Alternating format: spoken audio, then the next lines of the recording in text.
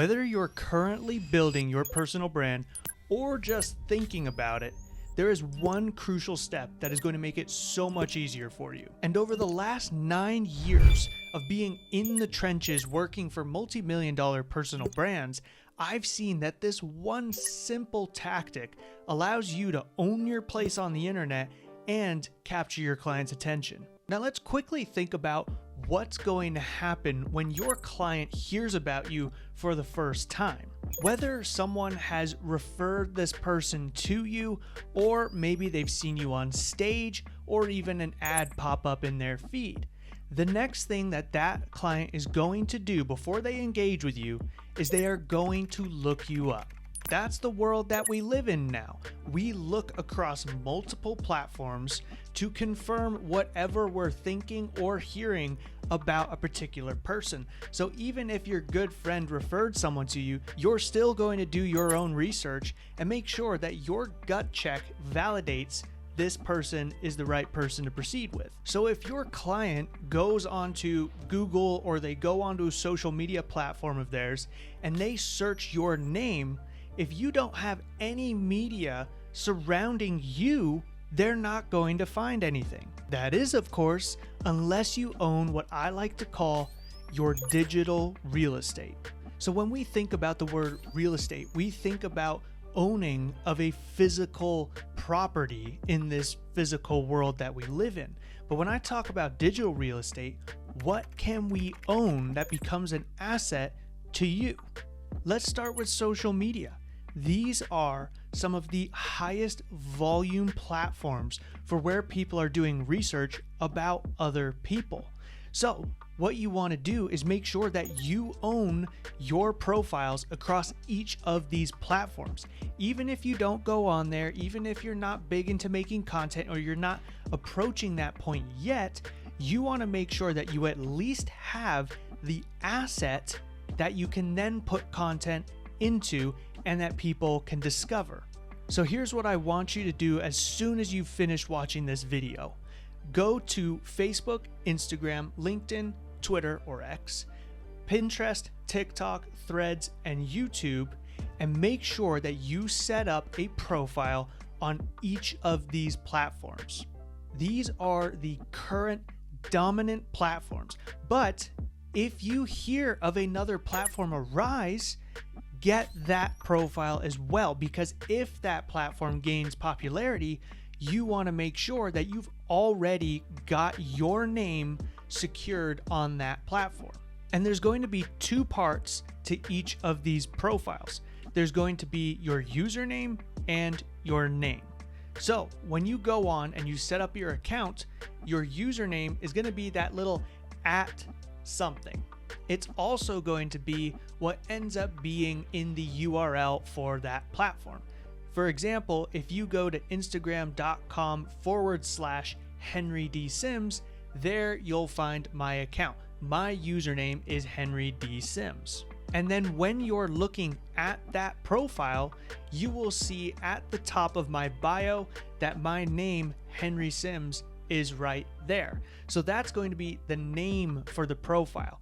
This is important because your username, being that it is unique to the URL used to find your profile on the internet, it is unique. And so somebody else might have your name already. So what you'll want to do is look at potentially adding your middle initial to the username. You can see that I've done that for my usernames across the majority of these platforms.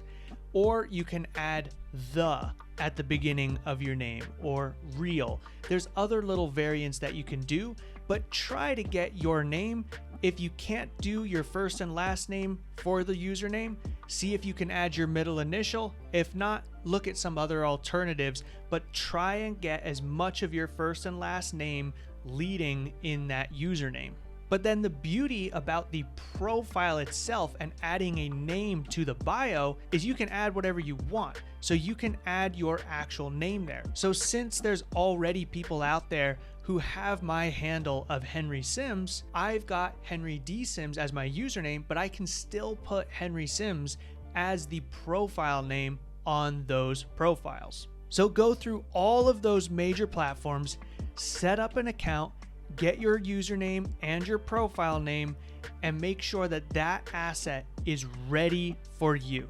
And now you have multiple pieces of digital real estate that all are your name and that contribute to the ability for your clients to find you online when they search for you.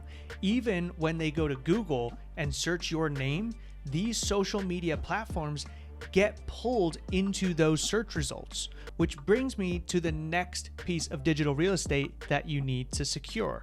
You must own your personal name web domain. And for me, that's henrysims.com. Now, when you purchase your name domain and attach a simple website to it, Google's going to lean heavy on this and extract information from this website, even in its Google AI overviews. But then also think about the fact of maybe you're on a podcast and you want to tell people to go to your website.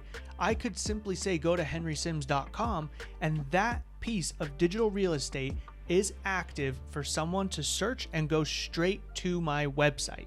Now, funny little side story, my dad he had a funny, unique sense of humor, and he actually beat me to buying my personal name domain a while back and let me get frustrated dealing with the GoDaddy broker service for a couple weeks before revealing that he'd already purchased it and transferred it back over to me. But I don't think you'll have to deal with those particular shenanigans. But there is one last piece that you need to make sure you truly own all of your digital real estate. And when it comes to your name domain, you want to own the misspellings of your name. If you have a unique name or you're getting traffic from other regions around the world, people will misspell your name, and you want to be able to still forward that traffic to your main website. So for me of Henry Sims, I didn't realize that some regions spell Henry with a I instead of a Y at the end, or they spell Sims with 2 M's opposed to 1. So I've actually got, I think, about 5 or 6 domains, all with slightly different variations to my name, including the middle initial, to try and make sure that if someone goes to search for my website, that I can still forward that URL to my real website.